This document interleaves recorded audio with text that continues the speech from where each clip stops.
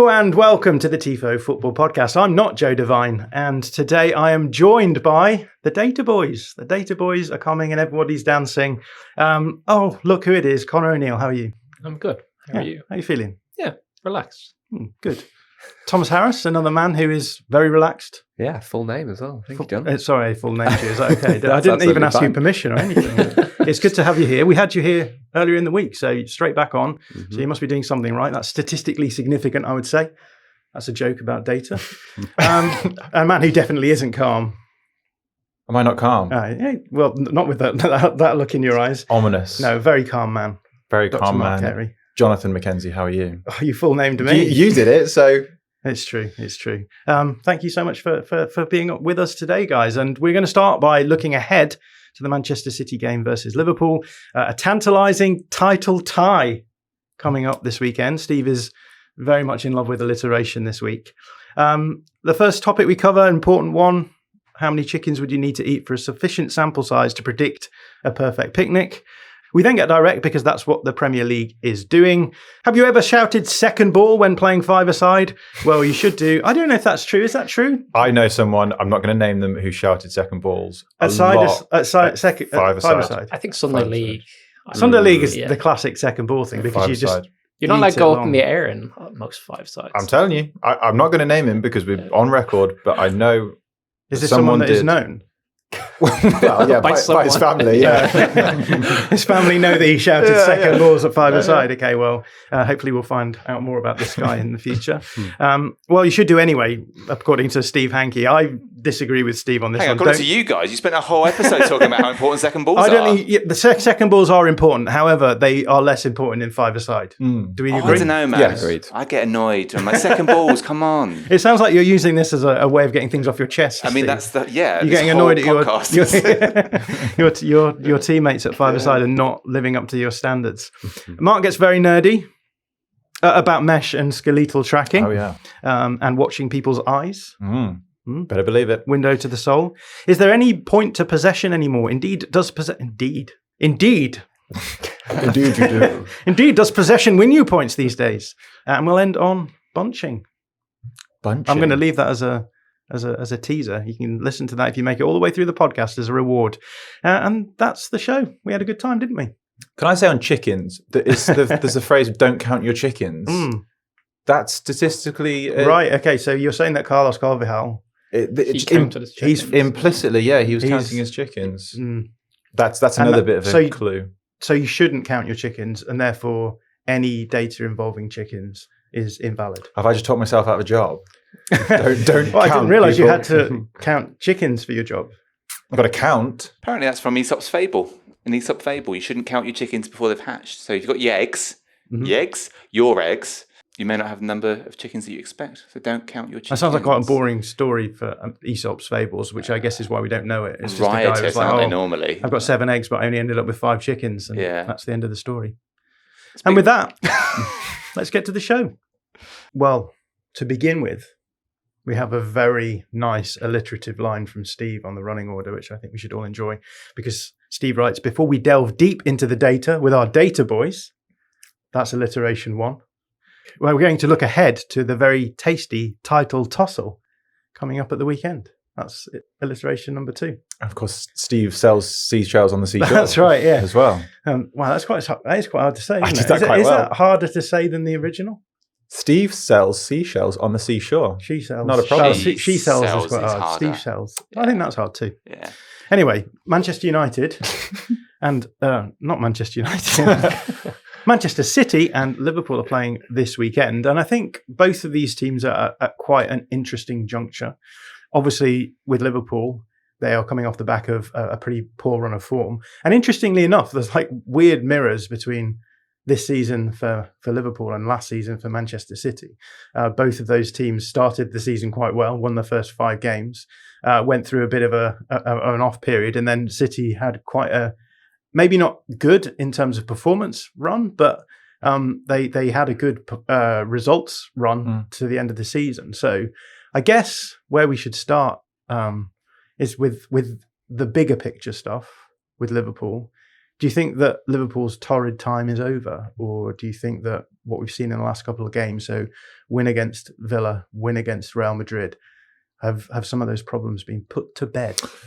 Well, it's interesting that you distinguish between sort of performance and results with Manchester City as well, because as much as Liverpool's 2 wins are, the suggestions they are back on track, I think the performances were the most indicative that they might be sort of back to it a little bit. And we can speak about the fact that they've kind of regained some familiarity in the lineup, at least in the short term, to try and just get things back on more of an even keel while things were a little bit chaotic, if you like. But I do think that the Aston Villa game and the Real Madrid game were performances, even if they would have drawn either of them, shall we say, were performances that were far more befitting of how Liverpool want to play and far more representative of how they played last season. And as you mentioned, those games were basically going back to type a little bit, right? Liverpool have had this big expenditure in the summer, and yet it feels as though Slot has only started getting a tune out of them when they've. I mean, I think in the Villa game, it was Ekitike up front was the only real change. I think Mamardashvili was in goal, but in terms of the outfield players, it was very much getting your midfielders back into the midfield and making things work in that way, right? Yeah, I think it's the 5, really. I think it's the 2 centre-backs, Virgil van Dijk and Ibrahima Konate, and then that 3 of McAllister, Gravenberch and Szoboszlai. And Szoboszlai has been well established, but very much a victim of his own ability and flexibility to play different positions, keeping him as a bit more of an advanced player. You can call it a number 10. It was an interesting, there was an interesting interview with him yesterday, and he said that he actually prefers to play a little bit deeper than the position he's currently in. He said he certainly doesn't want to play right back, but it's interesting that he sort of likes to dictate play maybe more than you think. You think of him more of as a intensive press from the front number 10, not necessarily as a Florian Wirtz style micro movement number 10. But he does prefer to dictate the play a little bit. But those 5, going back to the point, is that those 5, I think, having that core in the middle, as with any team, title-winning team, you need to have that solidity in midfield and the middle of the pitch, more generally the spine, and they've kind of regained that a little bit. I think it's interesting that the past 2 games has been, and we can definitely talk about this in terms of the opposition that they're playing, they played into Liverpool's hands a little bit more than the way that Arne Slot has described the teams that do well against us this season, the teams that go long, play direct, pick up second balls, and we just can't cope with that at the moment. Neither Aston Villa nor Real Madrid played like that. They backed themselves, they went toe-to-toe with Liverpool. And it has largely been the case even last season as well. When you try and go toe-to-toe with Liverpool, they often will come out on top. If you have a bit of an antidote to the way that they like to play, that's naturally when they struggle. I think it's hard to fully answer that question until the next few weeks. But like if teams go back to the way that they know that Liverpool have a weakness and play in the antidote style, will Liverpool have an answer to that? Do you know what I mean? Or will they Manchester City at the weekend, which is obviously the crux of what we're talking about here, you'd imagine, well, I think it's interesting. Will they go toe-to-toe with Liverpool, or will they know their weakness? I think it's probably actually the latter. Pep Guardiola this season is far more willing to adapt than necessarily sort of back themselves and play in the uniform way every week. Yeah, well, we had you on Monday, Tom, talking all about Manchester City. But one of the things we did talk about, as you say, is that this is a different sort of pragmatism from Guardiola. I think in the past, Guardiola has been pragmatic within his system, but largely speaking, the overall strategy has been very similar. Whereas there's been examples almost every other week of City doing things that people are like, oh, City don't usually do that. The game against Arsenal was a big one for a lot of people, because it was like actually City sitting in a low block for long periods of that game and basically getting the goal through a transition and then sitting back and trying to sort of eke out the result. I think again, even the last few games, you can see that with Villa, City being a bit happier to press up and try and get at Villa's build up, but then against Bournemouth, being much happier to sit in a mid block and not giving up space for Bournemouth to transition into. So, with that in mind, with this fixture coming up, do you think that City are going to be a team that cause Liverpool problems, or are they going to try and go toe-to-toe, to use Mark Carey's words? Yeah, it's quite interesting because, as you mentioned, if you look back at kind of the rest of Pep's time, apart from this season, there are only a handful of games where you can say, look, they did something different. One of them would be the Arsenal game, where I think it was 4-1 in the end. They went direct to Haaland quite a lot in that game, and that was really an outlier within his whole tenure, really. Whereas this season, as you rightly mentioned, lots and lots of different styles. And I think that especially after that Arsenal game, I think a lot of people kind of lost their minds really seeing that kind of the way that City played. But I think from a fan perspective, that was quite nice to see. It was quite nice to see that City have that in them, that they can play like that. And I think Pep is quite good as well at kind of galvanizing the team in moments like these as well. I think he makes a big point a lot of the time when there is a performance like this, which is different to what we normally see, to say, look, you know, these guys battled for me. These guys did this. These guys were there. Is one of his kind of key quotes. So I think he's going to lean into that kind of thing again. And I think if Liverpool, you know, turn up and play the way that they have done in the last couple of games, I think Pep is going to be kind of aware of that. And also during the game as well, I think he's very happy to say, you know, look at the game state, look at how the kind of team looks and change within matches. So I think it will be, I don't think it's going to be a kind of City are going to have 60-70% of the ball and try and smother Liverpool. I think it will be quite reactive from Pep and kind of see how it goes and go from there, I imagine. Yeah, and the big quote after the game against Real Madrid, we should probably talk about that game anyway, but the big quote after the game, and I'm coming back to you here because I think you're the only one who actually fully watched the game. So absolutely. We're leaning on you here, I'm afraid.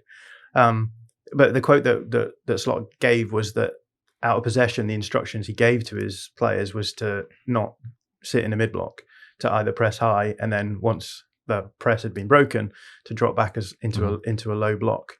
Can you talk us through why you think that was the case? Yeah, I think, which is interesting in terms of, we spoke about this earlier, didn't we, in terms of mid-block and almost like not picking Slot up on the exact words that he was using, but almost defining what he means by mid-block, because there's ways to have a passive mid-block and an active, aggressive mid-block. And I think what he was maybe trying to say was the defensive line height, really, because the strengths of Vinicius Jr. and Mbappe specifically in the Real Madrid game was that you don't put enough pressure on the ball of the player, you know, midfielder. They have the capacity, the capability to be able to thread a ball through or play it over the top with space to run into. So if you're in a mid-block, there is that gap to be able to play that ball. So do not do that. And I think this is why it'd be a good blueprint for the Manchester City game, because just, you know, subbing in Haaland there as the same player who can run in behind, has got the pace and power to do it, and the player, you know, they've got the capacity to play that sort of ball as well, that same quality. Either to your point of what Slot said, either play really aggressively, go man for man, and squeeze the ball really high or squeeze the pitch really high, or drop into a low block. And I thought it was interesting from Liverpool's perspective, much like we spoke about Guardiola, it was quite refreshing to see that, not that they were conceding the fact that they weren't going to have as much territory or even possession, but when they were playing in a low block, they were playing a really strong, solid low block, allowing Real Madrid to circulate the ball for long periods at times, but with very little threat, not too much territorial dominance. Didn't really create much in the way of chances. But Liverpool, as many teams can do now, were controlling the game without the ball. And then when the moment arose, they were able to sort of spring forward and play the transitional style that we know that plays to their strengths anyway. So it was a really disciplined performance in that regard. And I do think that has been the thing with Liverpool in general. If they do neither, they don't put enough pressure on the player on the ball or actually track the runs and leave space in behind. That's where they've been so vulnerable in transition moments anyway. So they were very, very disciplined. I think they needed to actually protect their defence and kind of have a record in recent weeks, 2 clean sheets on the bounce, where they actually proved that they can be solid. Yes, it was slightly more attritional. The Aston Villa game, they didn't create that much in the way of chances, but actually just stayed far more compact and solid defensively. And again, much needed, builds the confidence, builds momentum going into the next game. One more question for you, and then I'll come to you, Conor. We've already mentioned how Liverpool spent a lot of money in the summer, and it feels almost like the answer to their problems this season has been to go back to what worked last season. I suppose there's 2 facets to my question here. One of which is, it seems as though one of the problems they've had is that they were possessing the ball around the back line and then using triggers to increase the tempo and have these really exciting direct attacks that we usually sort of involve Mohamed Salah. What do you think it means for Liverpool that they might revert to type and will continue to maybe struggle to fit some of these new players in? Is it a problem, or is that just good coaching and good management to actually fix things by going back to what works? Where do you anticipate the issues might arise from this kind of thing? Yeah, good question. I'm not entirely sure. I think that it's natural that you need to bed players in over more of a longer period. I don't think I've said this, but I've written it down in the past in my notes that Andrew Robertson took months before he was kind of fully ingrained within Jurgen Klopp's side. Fabinho was the same, and they are quite, especially for Jurgen Klopp, the way that he likes his fullbacks to play, single pivot defensive midfielder. Yeah. Those are really specialised positions which you need to make sure you're getting absolutely right. And there's an extent to which maybe that is kind of the case with Slot as well, and he just did too much too soon, tried to bed in everyone at the same time.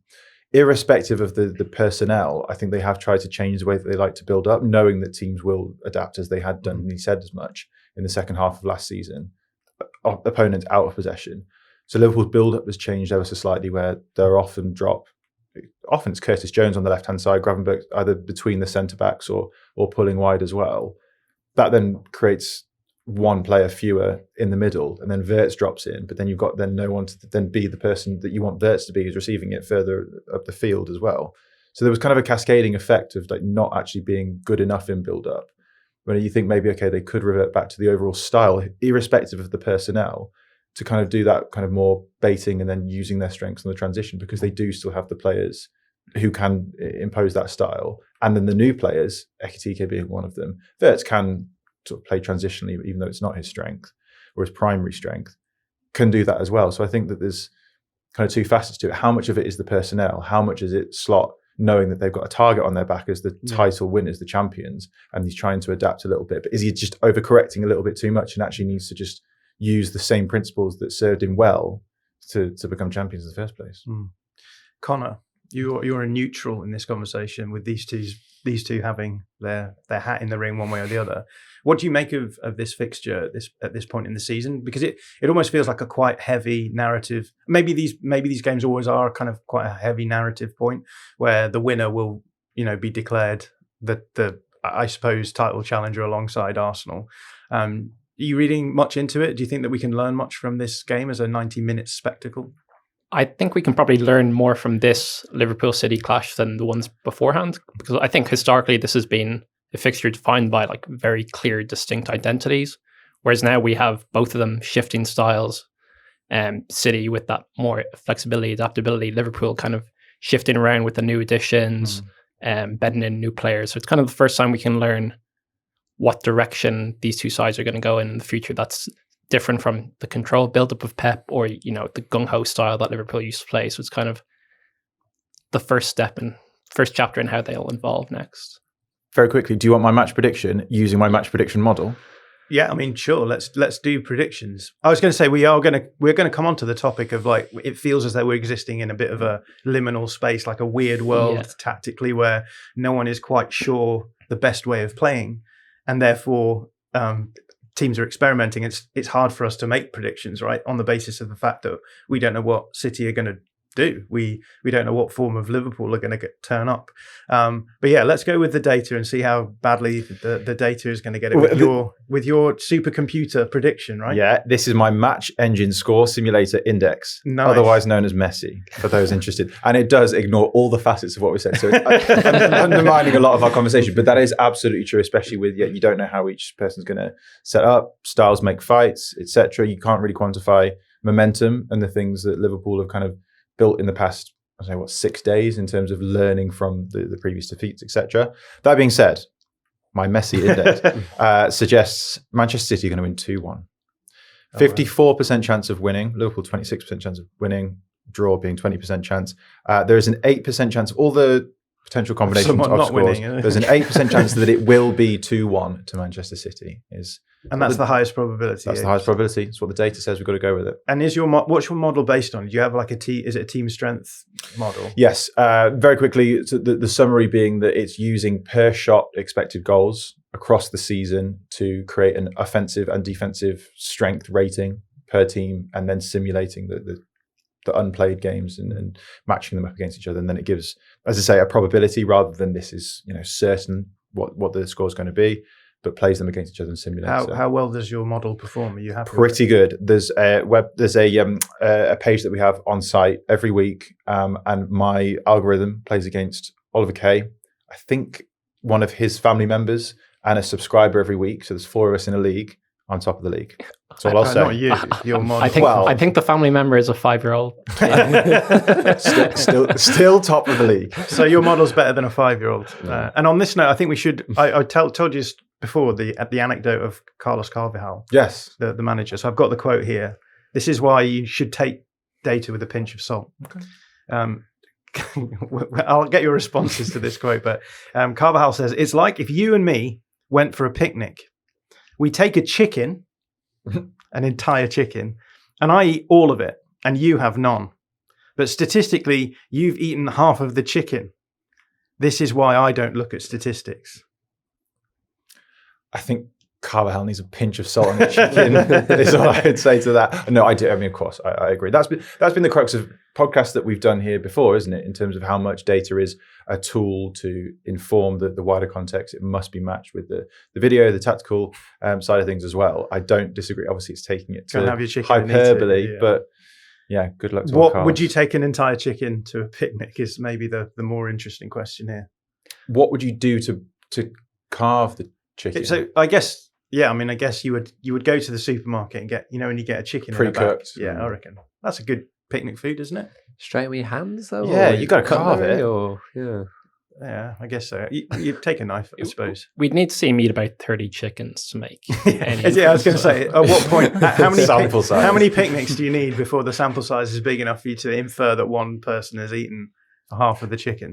We've got your prediction. Yeah. How do you think the game's going to go for City Liverpool?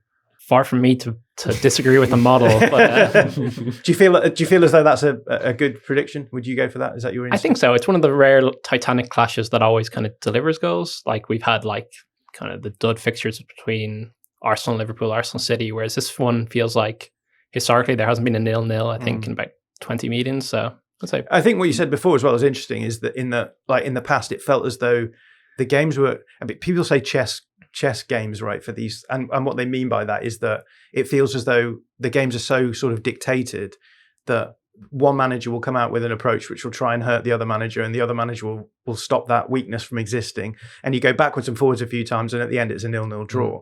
And what we've been saying, I guess, from the off is that these games now don't feel quite so scripted as they were in the past. So maybe that will result in more goals potentially. I don't know. Tom, City fan? I don't know, to Happy be with the honest. 2-1 prediction? Yeah, very happy with the 2-1. Yeah, I'll take that. But I can see a score draw, to be honest, as well. Just kind of Liverpool in better form than I think we thought we were going to be facing them in a couple of weeks ago. So yeah, I'll be happy with a point, I think, but not great in terms of a title race, is it, if that's how it ends. Let's move on.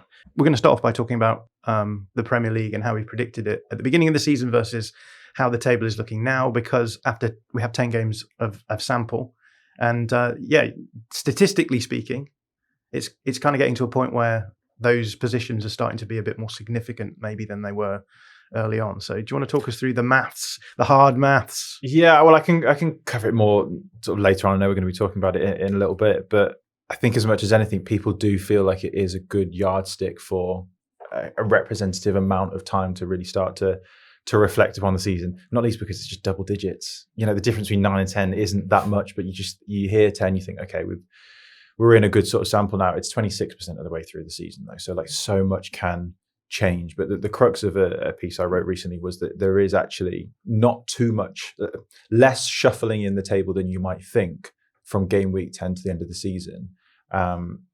This season is different because it is so tight and congested, but actually there's reason to believe that not a lot is going to change, even though we are only 26% of the way through the season. So essentially you've given us permission to talk about what's happened so far in some kind of meaningful sense. Yeah, green light. Yeah, green light. Good. Let's go. And that's what we're going to do. We're going to talk about some of the trends, the tactical trends that have emerged in the first 10 games. One small caveat, we aren't going to talk about set pieces. We've talked about set pieces a lot. Arsenal fans are very disgruntled with my opinions on set pieces. Incredible. I didn't realise that one fan base could enjoy set pieces to such an extent that they see me as ruining the game by suggesting them. That is absolutely not representative of what Arsenal fans have said before you bloody start, Jonathan. But let's talk about some other things because, and we'll start with you, Tom, because you wanted to talk about directness is the word of the season so far. Do you want to talk us through the data in terms of directness and what you've seen so far from the teams in the Premier League? Yeah, I mean, I think it matches the eye test, doesn't it? I think alongside set pieces, teams being more direct, being more happy to go long is something that we're all noticing. And I think the classic way we kind of try and quantify this with numbers, we have a nice scatter plot, which we like to use, which has along the x-axis, so passes per sequence, which are basically the average number of passes a team puts together per open play sequence. So the more passes, obviously, you're looking at teams like City, Paris Saint-Germain, Arsenal, going to be towards that end of the spectrum. And then direct speed, which basically measures in meters per second the speed at which the ball moves towards the opposition goal during these sequences. So again, the quicker, the more direct you're going. So these kind of, over the years, these kind of scatter plots, you will see City in the bottom right-hand corner, you will see Arsenal, you see Paris Saint-Germain, Barcelona. So slow and patient passing. Exactly, more intricate, kind of trying to build up more with more control, as you mentioned. And then top left is, top of my head, Sean Dyche's Burnley, for example. It's a little bit more, once you do get the ball, it's go forward as quickly and as powerfully as you can, essentially.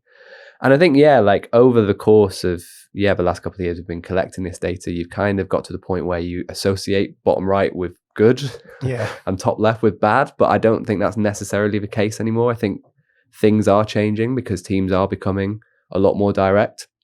And actually looking at, if you compare these two graphs from last season to this season, 14 of the 17 teams that were in the Premier League last season and this season have actually gone that way. They've gone more direct. They've gone towards this top left. There are only 3 teams who have actually become more intricate from last season to this season.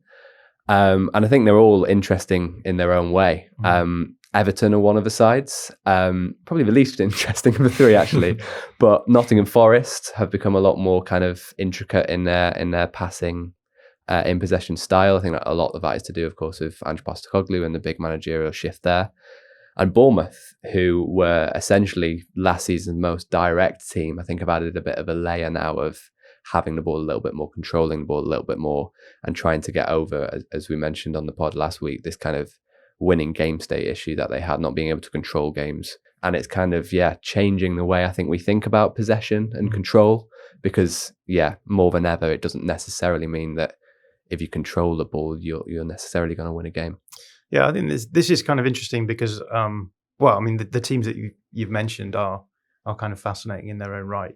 Bournemouth, a team who have been at the forefront of this more transition-heavy approach in recent seasons, to the extent that I think that there was issues with whether or not they were able to control games at all, right? So we talk about control, we talk about chaos. Playing, the quicker you play, generally speaking, the more chaotic the games are going to be. And that can be a really good way of generating chances, and everyone is moving in that way. But I think in the case of Bournemouth, they were very good at creating chaos and maybe less good at controlling games. And I think in certain game states, controlling becomes a lot more important, right? If the big thing I think Bournemouth do is that when they're in drawing or losing game states, they can generate chances because they're very good at destabilizing opponents, creating space, finding that space quickly. When they're ahead in games, suddenly that becomes a much less useful quality to have. Last season, I spent the whole of last season being like, will Bournemouth ever solve their winning game state problem, which is they would get into these leading positions, and then they were like, we don't really know what to do. We can't really control the game with the ball, and so they were left sort of dropping deeper and deeper into lower blocks. Mark, you've got some data showing that Bournemouth are maybe improving in this regard. Is that the case? Well, yeah, I just think it's interesting that just the degree to which they have been ahead in these games this season. I do, to your point as well in terms of last season. I suppose this season it's not a sustainable. It's a sustainable style of play because clearly it's been effective, but it's not sustainable to essentially want to play a lot of that time in a drawing and losing game state, only to then get into a winning game state in, let's say, the final 5 minutes. You cannot repeat that. It's not a repeatable style. But in terms of the time spent within each game state, this season they've spent 43% of the time in a winning game state, which is behind only Manchester City and Arsenal, which is really strong, especially considering where they are in the table. That is something that looks to be far more sustainable. I know that you guys especially have looked into their style of play a little bit more, and they do seem to be wanting to be a little bit less chaotic. It's still very much built on intensity in and out of possession, but just getting their foot on the ball a little bit more with slightly more technical players, shall we say. And it'd be interesting to speak about that in terms of the turnover of players that they've had as well. But just comparing it to last season they only had 29% of the time in a winning game state. So it was far more designed to be chaotic and disruptive. That's about an equal split in terms of their game state last season. So I'm interested to see whether it is stylistic. I think it is, but how much it's maybe born out of circumstance, to maybe catalysed by the fact that they have lost a lot of their defensive players. They've maybe had a bit of turnover in forward areas as well. Evan Nielsen's not always been fully fit, so they might have to play slightly different, out of possession pressing from the front. The numbers are kind of showing that it's intentional, I think. If we look at, for example, sequences of 10 or more passes, that's basically it per game. They were looking around 9 last season. They're up to nearly 13 this season. So it's a big jump in terms of how often they're able to keep the ball, circulate it, and look, defensively comfortable while they have the ball, but B, threatening on the ball as well. And I think the game against City on the weekend was quite surprising, actually, how comfortable they looked in the final third. Obviously, they did end up losing that game, and they were a bit potentially naive, I think, in a defensive shape. But on the ball, in the final third, controlling play and looking dangerous, I think they actually did look quite threatening. And I think if you're looking at the personnel change, obviously Dean Howson was one of the best kind of centre-backs on the ball in European football last season. But Diakite has come in and has been very comfortable. He's kind of making a lot of passes per game. He seems very controlled on the ball. I think Truffert at left back as well. I think he is adding a lot more control over Milos Kerkez. Alex Scott has had a run in the team. He was obviously injured quite a lot throughout his first couple of seasons as a Bournemouth player. I think he's added a little bit of technical quality in the middle as well. So I think it does seem to be an intentional thing that Iraola is trying to introduce. Yeah. Let's talk a little bit about Manchester United, Conor, because they are a team who are, unlike the three that Tom mentioned, they're heading in the opposite direction very much in terms of being a little bit more direct. What do you make of this phenomenon of teams who are, you would normally expect to be in the bottom right quadrant of our play style graph, now moving much more towards the centre? And that's something I think has been happening over the last few seasons, but this season with Manchester United feels like a real style change from them. They're going very direct. They're playing lots of balls forward, looking to win second balls. What have you made of them in terms of this data? Yeah, it kind of feels like, to Tom's point, everyone is seeking for that kind of like Goldilocks approach between not being too prescriptive, but also not leaning too much into the chaos. And when Amarim came in, he was very much explicitly said, I want this team to control, build up from the back. And then last week he said, I want my team to score from 2 passes. So there's been a lurch the opposite direction to Iraola, into that chaos. I think part of it is down to the profile of players they have. Benjamin Sesko is a lot better in the air, and Mbeumo and Cunha, really proficient at plucking balls down from the air with their excellent close control. But I do think it's also, a realization that you have to be a bit more reactive in games, especially with teams like Bournemouth pressing you so aggressively man to man. A space might open up, the right back might jump into attacking midfield. Suddenly there's a massive space there and you hit the long ball. So I think it's teams like United are realizing if they control too much, they're missing out on opportunities within the game like that. Does this go too far? I don't know. It feels almost to me like, because we're in this space where we're not sure, like City were the dominant tactical paradigm. They aren't really doing that anymore. A lot of these other teams are being quite flexible. There doesn't seem to be like the right way to play anymore. Do we think that a lot of teams are sort of leaning into the easy win element of going a bit more direct? I guess if no one's controlling games, then lean into being good at being direct, right? I don't know how we feel about this. Do we think that that's just a sort of shift of the momentum too far in the opposite direction? A little bit. I was going to say the same thing, where you might be of the opinion, well, if everyone else is doing it, then we'd be foolish to double down on our style and not be flexible, because all we're going to do is just get dragged into what they want to do anyway. So we may as well try and strengthen where we know that everyone else is going to play and almost match up in that regard.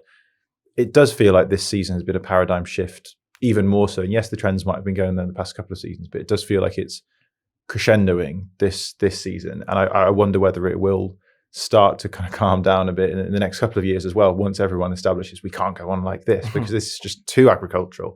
So I'm not sure, but in terms of the long balls for Manchester United this season, yes, 10 games, etc., but they're averaging 13% of their total passes as long ball.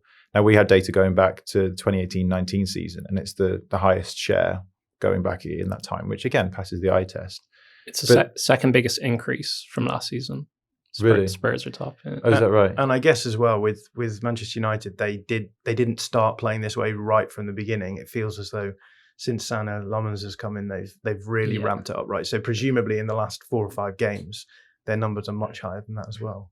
Yeah, I haven't actually got the numbers on it in the past few games, but it does speak. Yeah, I know. Sorry, John, I've let you down. But it does speak to the idea that for all that we do want to speak about tactics, it's having a tactical plan and then making sure that your players fulfill that remit. But also, if you do have a player, and this is common for time immemorial in terms of the tactics of certain managers. If you've got a player who can play those long balls with a degree of accuracy, you've got players like Benjamin Sesko who can head the ball on with a degree of a high win rate, and you've got players like Brian Mbeumo who's able to feed off the second balls and penetrate in behind. The Chelsea, the goal that was the penalty, what led to the penalty with the Robert Sanchez sending off with Manchester United against Chelsea was a perfect example of that. Long ball, flick on, Mbeumo got taken down. If you've got the players of that quality, tactics do come into it, yes, but also play to the strengths of the players as well. And it feels like there's certain teams, Manchester United being one of them, where that is maybe being doubled down. The reason why that might be for different reasons, where Amorim's just like in survival mode a little bit, that I have to adapt a little bit and I can't impose the style quite in the same way that he clearly wanted to at the start when he came in. But it does feel like if you've got the attributes of those players, maximise their strengths. Tom, what do you think? Where do you think this sort of like plateaus out for Manchester United? Like, do we think that they can do better than Bournemouth because they have better players, or will they find that they hit the same kind of problems and it's like, okay, we're going to do better than our finishing position last season, but like doing better than their finishing position last season isn't going to be enough for Manchester United fans, the Manchester United board, the Manchester United players. Do you think this is something that will get them back into Champions League spot contention, or are we going to see a similar thing in futures in the seasons in the future where we see Manchester United coming down the same way that we've seen Bournemouth coming down in recent seasons? I mean, potentially. I kind of see this as kind of a stabilization period more than anything. I don't think it's a kind of long-term shift into this new style of play, and I do think that the ideal scenario to be in, as we've kind of alluded to, is having the flexibility to do a bit of both. I'd say with Bournemouth, for example, their pressing scheme is very specific. It's very kind of, you've talked about it a lot, John, but the kind of hybrid pressing where it's midfielders are given a lot of responsibility to make decisions on the pitch and kind of press up when they feel it is necessary. And I don't think that's something that everyone can coach. And the players, within that Manchester United team, whether they can do the same thing, but the likes of Bournemouth can do, I'm not sure. So, yeah, I kind of think it's, lean into the chaos. Well, that's the kind of the way to play. But, yeah, if you're going to want to kind of build a more sustained winning model, I think you do need to have a little bit more control in the long term than just resorting to one or the other. Well, yeah, chaos everywhere. Control with Pep Guardiola or chaos with Ed Miliband, as the famous quote goes. But we're going to talk more about this concept of chaos from a more meta point of view in terms of the data, because I think the last few seasons of data coverage have been, in a world where control has been the primary approach that has been taken by the big sides, and now we're seeing a shift towards chaos. And I'm kind of interested to hear you guys' thoughts on what that does to the process of data collection and analysis. But before we do that, we're going to take a break. Welcome back. I hope you enjoyed your break. We certainly did. We are going to talk about lots of fun things now because, as I mentioned before we left for the break, the world has changed. The world of football is different. It's a different world that we're trying to represent through numbers. And I'm interested to talk to you guys about how you think we should start tweaking some of the ways that we talk about football using the data. I'm interested to hear you guys and your thoughts on what you think we haven't been doing very well at in terms of data gathering and analysis in the past, and what you think this now might give us the opportunity to do better. We'll start with Connor. What metrics do you think that maybe we will start shifting towards in the future if this sort of crazy transition football continues on? Well, if you do accept that it's a more fragmented game now, sure. Which is a caveat I think we should make, because it could just be an outlier season, right? And then I think it's, well, if it is fragmented, who's best at leaning into that? And a way to measure that is to lean into hark back to the old days of second ball, old school British football, and that's something we can look at with event data. Because I think there used to be almost an implicit assumption that if you play a long ball, it's because you don't have the capacity to build up from the back, whereas now it's measuring the intent of that long ball. So whether it's who's best primed, like Bournemouth, to hoover up the second ball, whether, I know we have an embargo on saying set pieces, but whether it wins you a long throw, or whether, like, the extreme example of PSG is whether it lets you press high up. So it's kind of like looking beyond simple completion metrics and looking at passes are not only, based on accuracy, it's about what your off-ball intentions are as well. Yeah. So a second ball there means, like, once you've played the first ball and it's broken down, what happens after that? Yeah. We're almost talking about metrics in a second ball sense there, like what happens after the first event, right? If we measure a long pass in terms of accurate or not, we're maybe not getting the full picture, because the big question is what happens after that long pass breaks down. And to Conor's point, what's the purpose of that long ball? It doesn't actually have to have accuracy in any way, because it's what the purpose is in the next part of the sequence in terms of the chain. I've grown obsessed with second balls. I did a piece on second balls last season with Ahmed Walid, and which is interesting though, because like the person who you quote in that piece is Pep Guardiola, right? And as soon as Pep comes into the league, he says the big thing that you need to be good at in this division is second balls. And this is back in 2016, 17. Yeah, that sort of era, right? And then his desire to increase the control was to minimize second balls and minimize chaos, and it obviously comes hand in hand. I think there's another quote from Carlo Ancelotti who said the same thing, to be like, what you need to do is win the second ball, and then you need to win the third ball, and then you need to win the fourth ball. But that's kind of why I grew obsessed with it. The fifth ball is too fine. That's ridiculous. Just shoot from there on in. But I do find it so interesting that, like, if you really kind of break it down or take it to the extreme, take it to the hyperbole, you don't have to win any aerial duel as long as you compete for the aerial duel. But as long as you win more second balls, wherever the ball lands within that vicinity, because you can't, I suppose you can head it far the other direction within reason, but often it's a contested ball and it's going to fall within X meters around that sort of radius. It's about winning that second ball and then what comes next from it. So, I mean, come back to Bournemouth and Brentford, they're really good examples of realizing, actually, it isn't about this long pass. It isn't even about what happens after I make this long pass. It's what happens after that. And I think that's where it is really intelligent to think this is our play style and we're playing percentages in a way that maybe not everyone else thinks we're playing percentages. You think we're playing it in terms of winning that aerial. It's not. It's winning the next thing.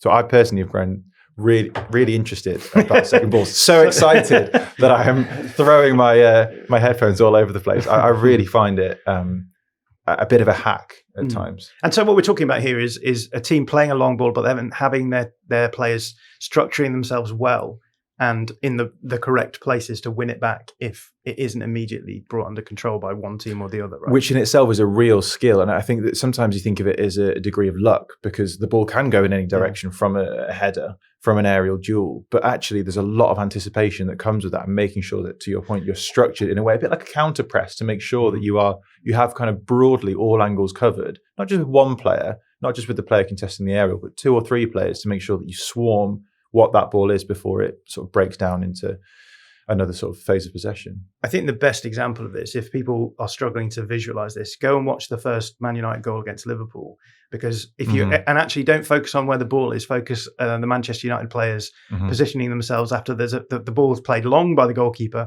There's then another long ball from Harry Maguire, who is able to win the second ball by heading it straight back. But look at the positioning of the Manchester United players in that situation. It's very clear. They've created space and then they filled it so that they're ready to receive that ball, and they actually score a goal from it. So that's by way of explanation. But Conor's already mentioned that we can use event data to quantify this. So Thom, talk to us a little bit about event data, what that means, because I think there'll be a lot of people listening who won't know what that means. And then just, maybe give us some idea of how you might start using event data as a way of determining who's good at winning second balls.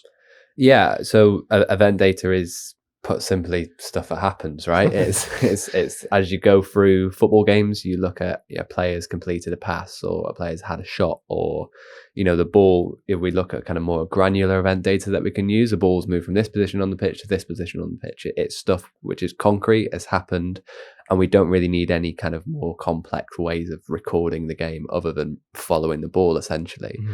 What is happening now, this kind of data revolution in the last kind of 15 years, is that we're probably longer than that really, is that we're looking at tracking data and we're looking at tracking things away from the ball. We're looking at shapes, we're looking at kind of teams and where players are in relation to each other. And I think this links really strongly back to what you were saying about kind of filling spaces and about rest defenses and about counter presses and all this kind of thing. It kind of highlights more weaknesses, I think, in team structures than event data possibly can do. And yeah, I think that's the direction we're heading in, basically, to, you know, for a second ball, for example. We can kind of capture that in event data. We were actually discussing in the office the other day how we would do that with event data in terms of, you know, would it be a long ball?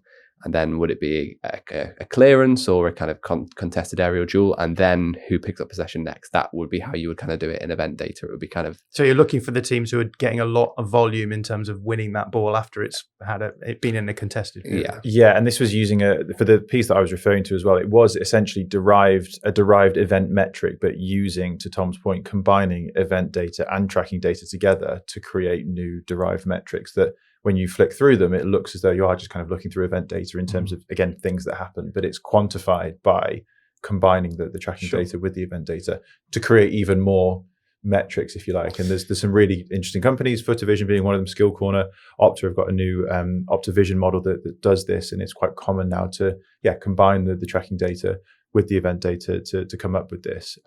Just in terms of, it's very well established already. Tom's explained it really neatly, but the analogy that I always really like in terms of what event data is compared to tracking data is that event data is the equivalent of listening to football on the radio. You hear this player passes to this player, who passes to this player, who shoots. Tracking data, by way of contrast, is watching football on the television, where you're watching everything, or watching it live, where you're able to see all of the component parts and moving together. So if you're able to shine a light on the whole pitch rather than just spotlighting on individual actions, you can start to open up far more interesting questions. And then if you can derive metrics from those, then you're going far further in terms of completing football. So with tracking data, what you essentially have is you're able to track every single player on the pitch and the ball at all times. And so essentially what you can do is you can scrub through games and see how everything played out in terms of where the positions of the player and the ball were. And as a result, you can start analyzing that data in terms of, now it's not just about what happened around the ball and the vicinity of the ball. It's like we can see what's happening all over the pitch. That should have pretty obvious ramifications of how we can improve our data gathering for this second ball stuff, right? Yeah, absolutely. In terms of the frame rate, just to give a bit of context, there's probably millions, definitely more than 1 million rows of data per game in terms of just how much information from these players there are. So every second there's like multiple data points. 25 frames a second per player. Right. So that's a lot. This is down a rabbit hole now, because you've obviously got me interested. But now the new frontier, if you like, I did a piece on this fairly recently, is skeletal tracking as well. So then you kind of go from all of those 22 that players. Means skeletons. Skeleton data. Shame JJ isn't here. I mean, he would love the idea, he would have a skeleton field day of this. Good time of year to be talking about this as well. It's true. This then, I forget the exact number. I think it's 17 or 21, but it's just still, make it up. Yeah, it's 18. No, I'm confident it's 18. No more, no less. Actually, it can even go down to mesh tracking, which is then like thousands of points on a body, but it essentially goes even more granular to then each individual and the component parts of their joints, and then you can start to work, including their eyes, by the way, so you can look at which where they're scanning, which direction they're looking, whether or not you've got a back to goal striker who's able to use their elbows to hold off an opponent, and you can really start to go so granular to the degree that this is being used and rolled out mainly by media companies, but more and more sort of with clubs in a more interesting way. But it feels like this is the new frontier to go even more granular, and the coming years will probably see the benefits of so that. we could in future years see a metric which would be something like along the lines of second ball structure or something like that, which would be the maybe the compactness of the players around within a certain area of the ball, for example. No, it's possible. It's absolutely possible. I think that's probably possible at the moment with some of the companies that we referred to. They'll be able to look at certain things as long as you just define your criteria, making sure that there's a certain radius after the ball has been contested, that you've got X number of players. You can start to just go as deep as you like, which is why I think it's really interesting to kind of go back to the main point from event data to tracking data and these derived metrics, is that so much of the game, it's always been about in possession and out of possession, but it feels like a lot of what we're talking about in general now, especially from a data perspective, is out of possession. How compact are they? How much are they counter pressing? Are they pressing high? Are they we've spoken about mid blocks for a lot of this episode as well. So now, before we couldn't really quantify that in the same way. We talk about it by eye. tactically break it down. But now we're able to really, truly quantify it per game, season averages, how it changes with different players, different structures, etc. So I really think that opens us up to actually answer those interesting questions. You heard it here first. It's all about out of possession. Oh, yeah. I mean, we could end the podcast here, but no. And so we've talked about some of the metrics that maybe we'll start focusing on a little bit more in this brave new world of football tactics. Brave new world. It's a very special type of brave Whole new world? Whole new world. Don't you dare close your eyes, yeah. But what about the metrics which are going to become less important going forwards, do you think, Tom? Well, we kind of mentioned it at the start with the whole scatter plot and things moving upwards and not necessarily control, not necessarily equaling points. So possession's an obvious place to start. I still think there is a general correlation between possession and points because generally speaking, the more the ball you have, the more you're able to control the game, but it's getting less important, I think. I just had a quick look. There were let me do some quick maths here. Of the 78 games which have been won by a team in the Premier League this season, 37 of them have been won with less than 50% of the ball, 41 with more than 50% of the ball. I mean, that must be outlier stuff compared to previous seasons because, I mean, very recently I got you to make a graph that showed the positive correlation between possession and points. Yeah, well, correlation being the famous line, correlation is not causation, but to Tom's point that there's often a relationship between the two. I'd be really interested to see, as a share of the total wins, to your point, compared with previous seasons, just how much that would be an outlier. That feels outlier though, right? Feels it. Yeah. Commit. Well, yeah, that's definitely an outlier. For the second time, Why do I keep getting bullied on this podcast? It's happened before. Just think of the chicken. Isn't here. And Joe isn't here. There's not been much bullying in the podcast in the last few episodes. No, so I feel as though the quotient has got to go up. And, if I bully you, then I've technically statistically bullied all of them, right? With a pinch of salt. So you got all the bullying, but these guys statistically had 33% of the bullying. So it brings us back to Carlos Carvajal. Maybe one final question on this. I'll come to you on this, Conor, because I'm really interested in the idea that the way that football has been played in the past can bias our approach to quantifying football in the present. So like we talked about there, if we think that possession correlates positively to winning points, we may then try and force possession metrics onto what's going on, when actually maybe it is better for us to understand the game by using second ball data, for example. Do you have any thoughts on this? And how is there a tendency within, because I suppose data is always kind of small c conservative in the sense that it operates with the assumption that because these things have happened in the past, they will always happen again in the future. How do you as a data analyst make sure that you don't fall into the trap of, if something new genuinely appears, which is what we're sort of talking about a lot today, that you're ready to actually move with the times and find ways of representing that world using the numbers? It's a big question. I apologize. It's quite a long one as well, to be honest. Sorry.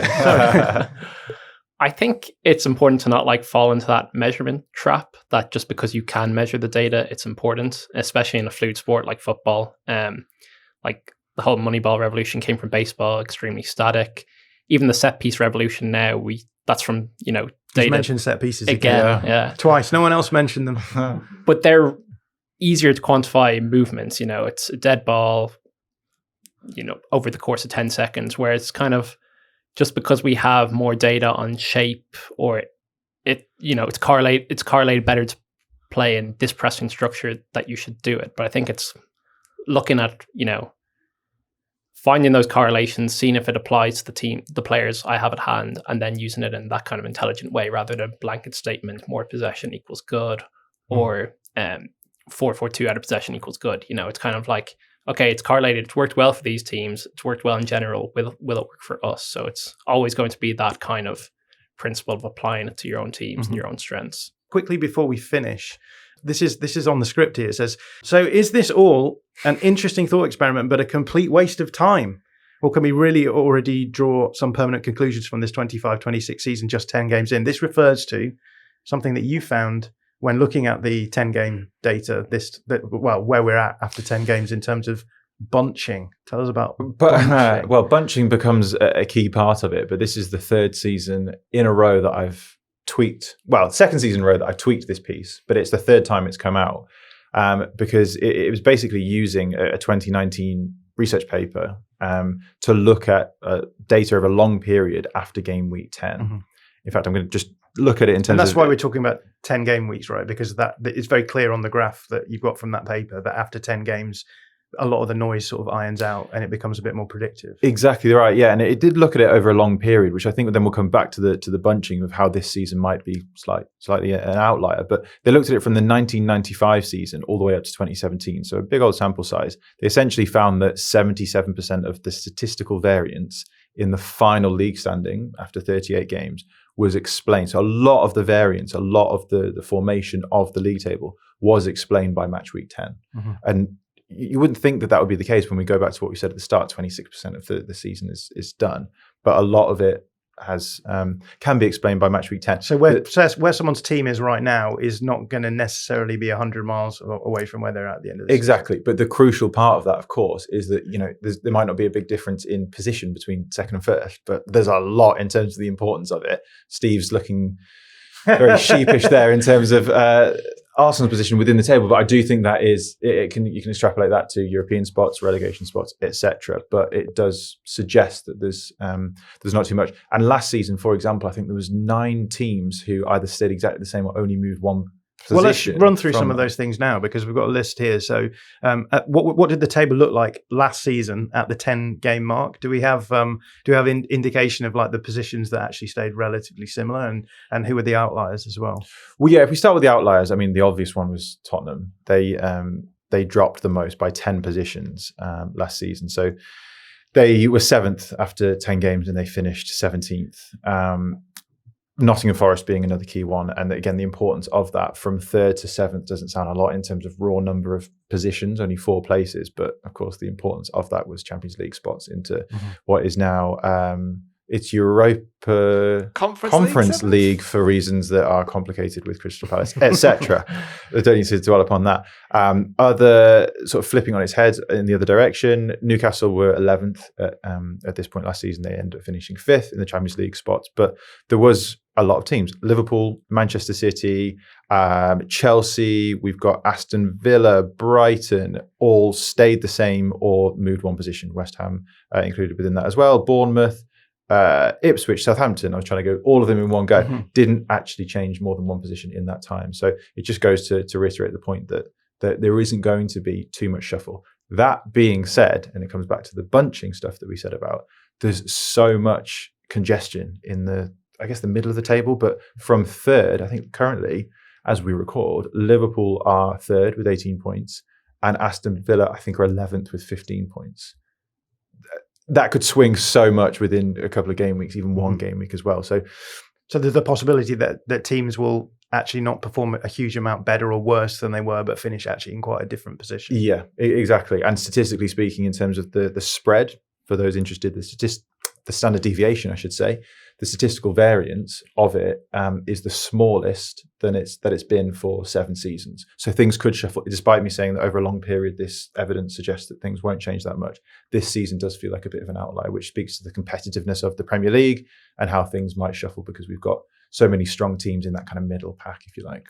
So good news if your team is in a good position, because there's a strong likelihood they could stay in that position. And if they're in a bad position, don't worry, this is an outlier season. It could go good and you could end up much higher than you are. Spot on.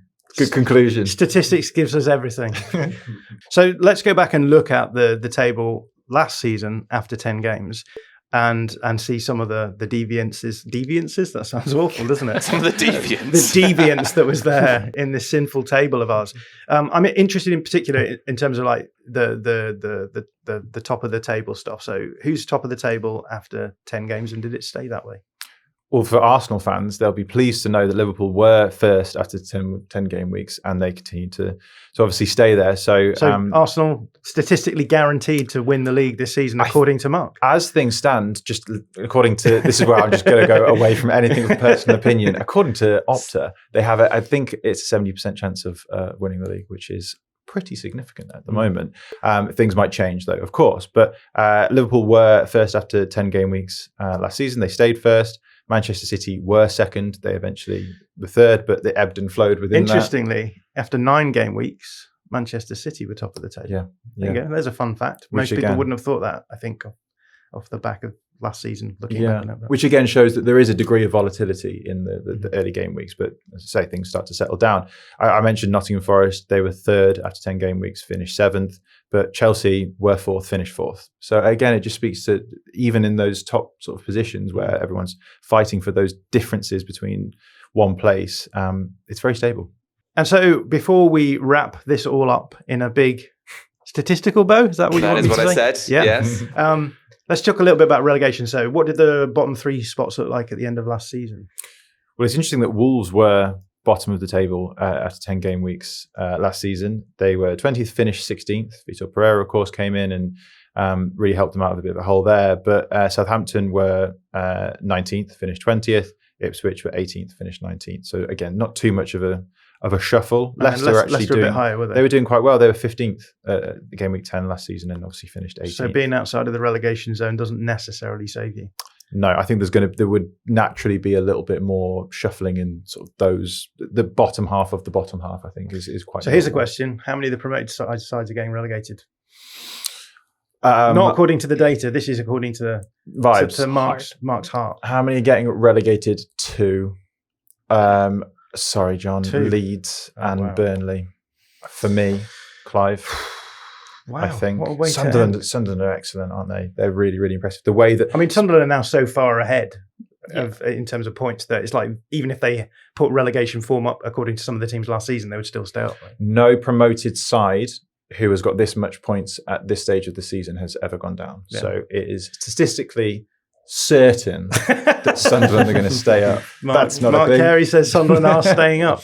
Guys, have you got anything else that you wanted to say at the end of this whistle-stop tour of the state of modern data? I think that's what we talked about, right? Yeah, it was quite deep. But I think the important thing to say is that we've been going through all of these kind of thoughts about where data could go to help us to kind of capture the new game. But there are still quite reliable things in football, like goals, like expected goals, which tell us a lot as well. It doesn't take into account style, possession, all of that kind of thing. Expected goal difference is the kind of thing that you want to look at really over a long period of time, which then gives you a good indication of, regardless of how teams playing, how well they are performing. And I think just looking at the expected goals table after 10 games, again, probably a bit too early to do it, but you can see that Arsenal are the outliers at the top. Burnley, unfortunately, are the outliers at the bottom. And then there are a lot of teams in the middle there who are kind of, playing similar-ish football in terms of wanting to be a little bit more direct, who are doing better than one another because of the quality of players at their disposal and the kind of clinical finishing and all that kind of thing as well. So don't tell Mark where Leeds are in that table. Well, they're 10th. Are they? Yeah. Okay, I will eat my data hat. But then Sunderland are 11th. So yeah, no, that is interesting. I think Leeds they've become more robust. I think they'll still be fighting relegation. I think it's hard to predict. We should have a bet on this. A nice meal bet. Winner takes the other, gets taken out by the other. Yeah, in Leeds. Wherever. Deal. So you saw it on here first. So Leeds going down, Leeds staying up. Yes, deal. Perfect. Yorkshire puddings all round. Yorkshire pudding, maybe a roast dinner. Yeah, that's what it'll be. Yeah. Chicken. Connor. Chicken. We'll eat a whole chicken between the two of us, and statistically, we will have eaten half of it. Yeah. Yes. Good. Yeah. Connor, final thoughts. I think kind of echoing what Tom said, that it is about blending real life with the numbers. That being said, I think early on in the season, there's so much hyperbole around positions, as we've talked about, and that the number of points between 6th and 10th shapes perception so much, and it's the same kind of way in 5'11" and 6 foot is structurally the same person, but how they're perceived is wildly different. I agree. So it's about looking at the table, taking insights from it, but also combining it with the data we have and kind of making that balanced, nuanced view. Yeah, nuance is the way forward, kids. Finally, in big capital letters I've got here, I need to thank you all. It's been a real pleasure for me to be on this show. I wasn't on the last one, and I got collateral damage quite a lot in the last Data Boys episode. So it's been nice to be here and control the narrative a little bit. But thank you so much for coming on. Thank you for your stimulating conversation and all the work you do for The Athletic, producing great graphics, viz, and interesting ideas based around numbers, but also the games themselves, as you say. So, Tom, thanks so much for coming on. Thank you so much, Joe. Double header from you. Oh, I know. Can't get rid of me. Thank you, Connor. Thank you, John. And thank you, Dr. Mark Carey, Thanks, PhD. Thank you. And thank you, dear listener, for staying with us all this time. And just a reminder that the pod will be back on Monday with myself, Jack Pitt-Brook. Now, I'm not Jack Pitt-Brook, I'm myself. Jack Pitt-Brook will be here as himself. Kaya Kainak will be there as himself. And of course, the prodigal son returns. How are you feeling about that, Steve? It's been kind of nice having presenters who listen to me, actually. Oh, really? Yeah, but then also... Sorry, Steve, what did you say? Which is why this episode's been different, Mark, yeah. But also, I kind of miss it. Yeah, I kind of miss him as well. It's Stockholm Syndrome, isn't it? We all know. But until then, until the return of our Lord and Saviour Joe Devine, we'll see you then.